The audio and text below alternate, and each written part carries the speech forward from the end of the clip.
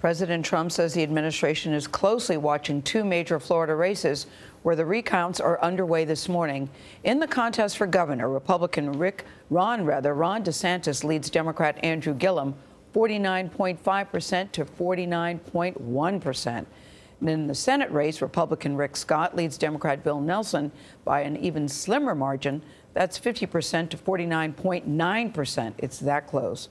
Both contests are within the margin for mandatory machine recounts. Manuel Bojorquez is inside the Broward County Election Center in Lauderhill, Florida. Manuel, good morning. Good morning, Gayle. Most of Florida's 67 counties are working 24/7 right now to try to recount 8.2 million ballots, and they have a Thursday deadline to do that, and that could be a challenge. One day after Democrat Andrew Gillum officially withdrew his concession against Republican Ron DeSantis, partisan protesters continued their raucous demonstrations in Broward County. When you cheat the system of electing our officials, it is no longer we the people. Some Republicans, including the president, have suggested Democrats are trying to steal the election. Democrats say they're following state guidelines for elections that are this close. We're here to make sure that all the votes count. There is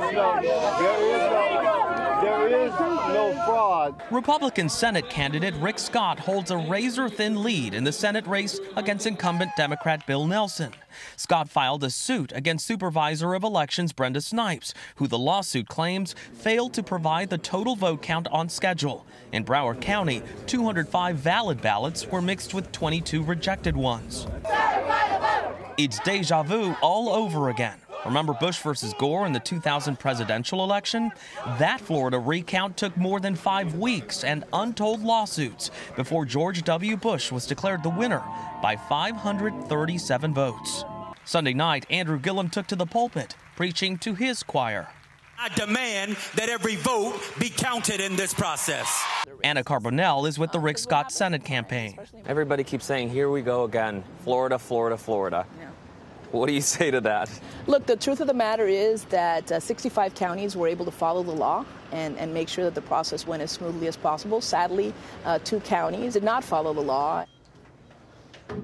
The state's law enforcement agency has said so far there is no evidence of voter fraud. Now, the Senate race could end up in a second recount, a hand recount, where workers would review questionable ballots one by one to try to determine voter intent, and that could lead to multiple court challenges. Good morning. Norah? We will continue to follow it closely, Manuel. Thank you so much.